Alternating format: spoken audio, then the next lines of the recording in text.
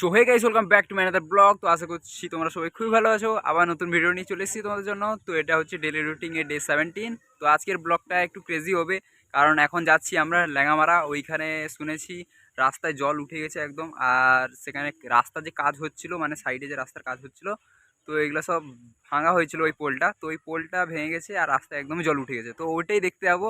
তো তোমরা ভিডিওটাকে একটু এন্ড করবে না, পুরোটাই দেখবে, একটু ভিডিওটাকে স্কিপ করবে না। চলো দেখা যাক আজকের ব্লগটা। তো গাইস বেরিয়ে পড়েছি আমি আর ভাই করে। দেখতে পাচ্ছ ভাই এখন হেলমেট পরে নিচ্ছে, বাইক ওই চালাবে, এটা বাবার বাইকটা। দেখতে পাচ্ছ বন্ধুরা এই জায়গাটা কোথায়, কারা এই জায়গাটায় এসেছো কমেন্ট করে অবশ্যই জানাবে। এখন চলে এসেছি চিপস ফ্যাক্টরির পাশে। এটা হচ্ছে সালডাঙ্গা কলেজ। সবাই হেঁটে হেঁটে আসছে, মনে হচ্ছে ওই পাশ দিয়ে গাড়ি যাতায়াত বন্ধ করে দিয়েছে। জল চেক করো গাইস, কতটা পরিমাণে জল হয়েছে, একদম রাস্তার সেম চলে এসছে, এত জল হয়েছে। তো বন্ধুরা দেখতে পাচ্ছ কেমন একদম জলমগ্ন হয়ে গেছে ল্যাঙামারা, একদম পুরো জলমগ্ন হয়ে গেছে। পুলিশও এসেছে।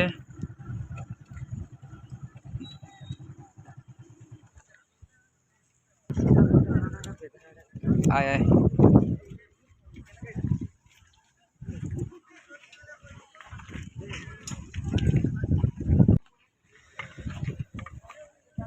দেখতে পাচ্ছ রাস্তায় একদম উঠে গেছে জল। ক্যামেরা তো দেখা যাবে নি, ওই পাশে ছেলেগুলো আবার নামছে চান করতে। এই যে মাথাগুলো দেখা যাচ্ছে ওই দিকটায়।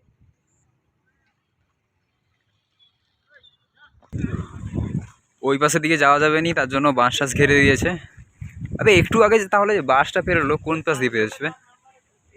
হয়তো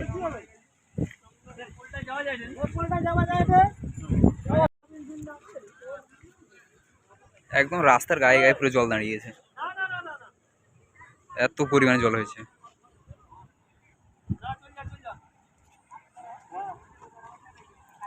এই যে দেখতেই পাচ্ছ বাঁশ দিয়ে ঘিরে দিয়েছে, আর ওই পাশে অনেকগুলো গাড়িগুলো দাঁড়িয়ে আছে, কারণ এদিক থেকে খড়গপুর যাতায়াতের যারা লোক আসছে, বা এই পাশ দিয়ে খড়গপুর থেকে যারা কেশিয়াড়ির দিকে যাচ্ছে, কেউ কোনো দিকে যেতে পারছে না, কারণ এই পাশে এমনভাবে হয়েছে যাতায়াতের অনেক সমস্যা হচ্ছে। এইভাবে এটা হতো না, এখানে একটা পোলটা ছিল, ওই রাস্তা যখন কাজ চলছিল ওই পোলটা ভেঙে দিয়েছে, তার জন্য এপাশে একটা রাস্তা বানিয়েছিল, ওই পোলটা যেই ভেঙে দিয়েছে ওই পোলটা দিয়ে নিচ দিয়ে জল যেত। তো দেখতে পাচ্ছ লোকগুলো হেঁটে হেঁটে পেরোচ্ছে, যাতায়াতে এদের অনেক সমস্যা হচ্ছে, আর ওই পাশেও বাঁশ ঘিরে রাখছে।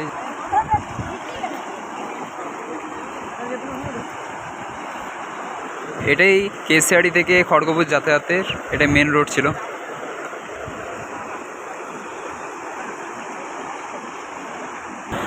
তো আমি আর ভাই এখন যাচ্ছি, এপাশ দিয়ে বেরোচ্ছি। জলে যে স্রোতটা পায়ে লাগছে এমন, মানে ঠেলে দিচ্ছে, রাস্তা দিয়ে ঠেলে দিচ্ছে।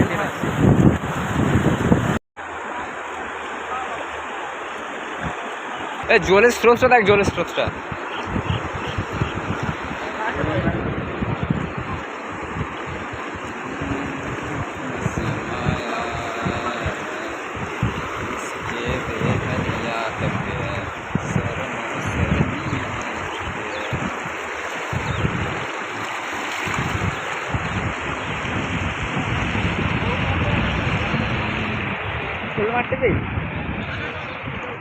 দেখতে পাচ্ছ এখানে একটা ছোট্ট ভাইটা ফটো তুলছে।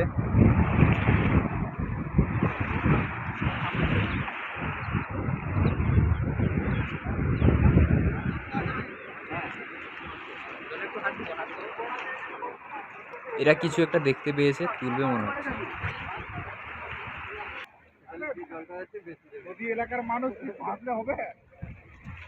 তারা যে নামছে দেখতে পেয়েছো, কষ্ট পরিমাণে জল এক কোমর হয়ে গেছে।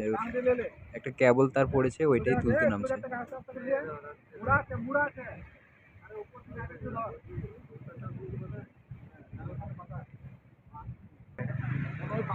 এটা কেবল লাইনটা মনে হচ্ছে।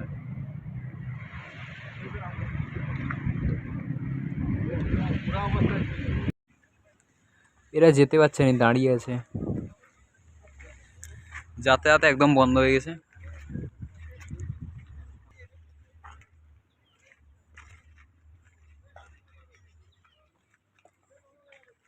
মেঘ করেছে বে, বৃষ্টি হবে।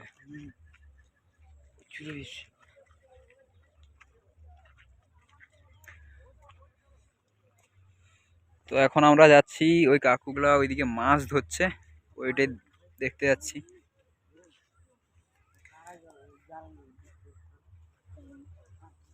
ভাই মাছ কতগুলো ধরেছিস? ধরিস নি? এখন আবার বৃষ্টি পড়ছে, তাই ওই দিকটায় যাবো না।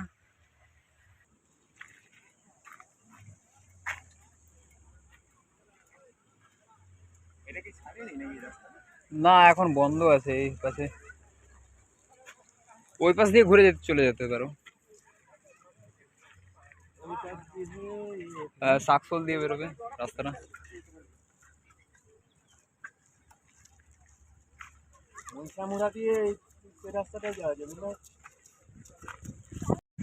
এই পাশ দিয়ে বাঁশ ঘিরে রাখছে, তাই বেরোতে পারছেন কেউ।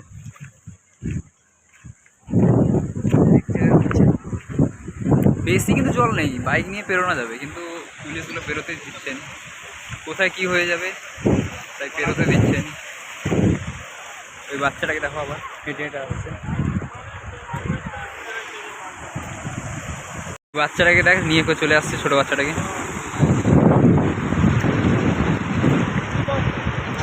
জলের স্রোতটা এইভাবে আসছে, মনে হচ্ছে দীঘায় চলে এসছি এমন।